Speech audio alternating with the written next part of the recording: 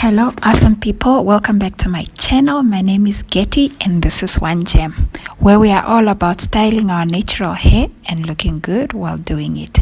So today I'm going to show you how I achieved this wedding look, wedding bun. I'm starting off with two buns. I'll link the video below where I created these two buns. I'm using this Afro Twist Hair.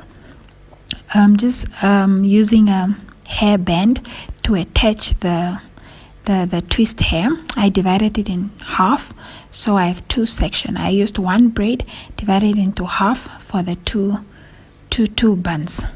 As usual, I'm using the bobby pin to secure the braid, and just try to use as many bobby pins as you need, just so that you feel comfortable and confident that the hair has been properly secured.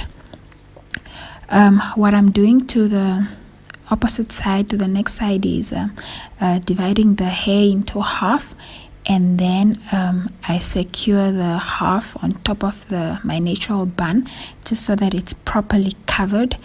The natural hair bun is properly covered by the hair.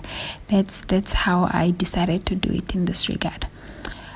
So I take a section of hair from the back and just twist it around the bun, just to further secure the extension, to further secure the Afro Twist hair.